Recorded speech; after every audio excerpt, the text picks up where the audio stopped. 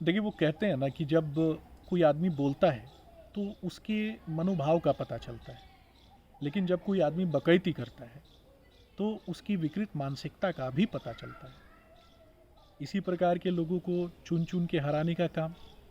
और जिनकी स्वयं की कुछ एक लोग हैं जिनकी स्वयं की कोई राजनीतिक आइडियोलॉजी रही नहीं, जिनको जिस पार्टी ने टिकट दिया उसी पार्टी से जाकर के चुनाव लड़ लेना है, तो ऐसे भी कुछ लोगों को आम आदमी पार्टी ने टिकट देने का काम किया। अवध ओझा उनमें से एक हैं, और अवध ओझा चुनाव हार भी चुके हैं। तो मुझे लगता है कि दिल्ली की जनता को बकैती कम और काम करने वाले लोग पसंद हैं। केजरीवाल ने लगातार बकैती करके और दिल्ली के लोगों को झूठा भ्रम, झूठे वादे और खोखले वादे और दावों से दिल्ली के लोगों के बीच में भ्रम फैलाने का काम किया था। बार बार चुनाव जीतने के बाद ये रोना कि केंद्र की सरकार काम नहीं करने दे रही, कभी हरियाणा की सरकार पे आरोप लगाना, कभी आसपास के भाजपा शासित राज्यों पर आरोप लगाना, और कभी केंद्र की सरकार पे आरोप लगाना, लेकिन स्वयं अपनी जिम्मेदारी नहीं तय करना, स्वयं अपनी जिम्मेदारी से पीछे हट जाना और स्वयं अपनी जिम्मेदारी से भाग जाना, इसके प्रतीत भारतीय राजनीति के जगत में केजरीवाल ने स्वयं को स्थापित कर दिया। अन्ना हजारे का आंदोलन, और उस अन्ना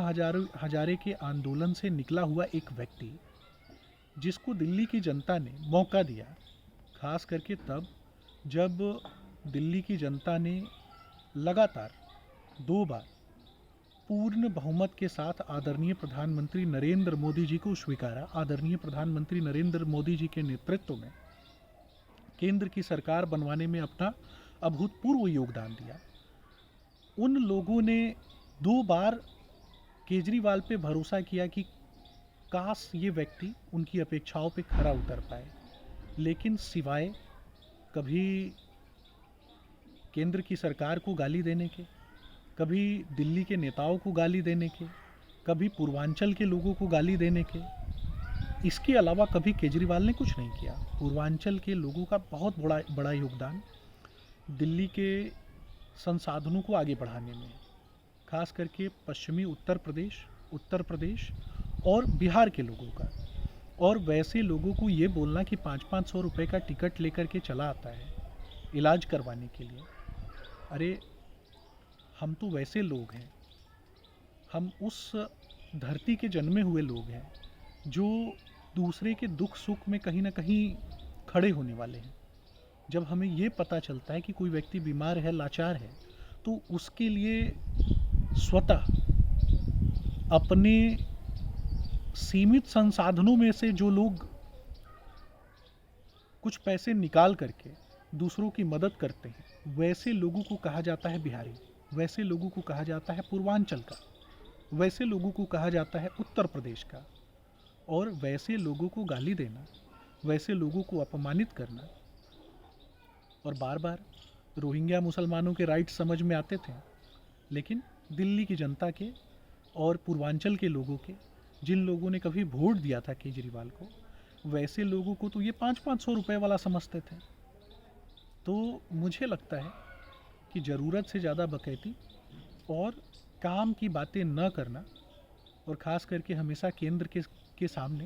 केंद्र को दोषी सिद्ध करना, इसी कारण से मुझे लगता है कि दिल्ली में एक बड़ी हार केजरीवाल की हुई है। और निश्चित रूप से मुझे ये लगता है कि केजरीवाल पंजाब में भी अब एक बड़ी लड़ाई होने वाली है, और पंजाब में केजरीवाल जी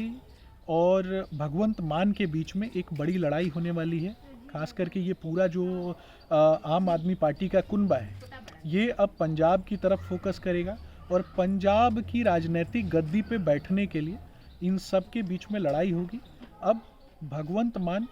वर्सेस केजरीवाल होना तय है, ये मुझे लगता है।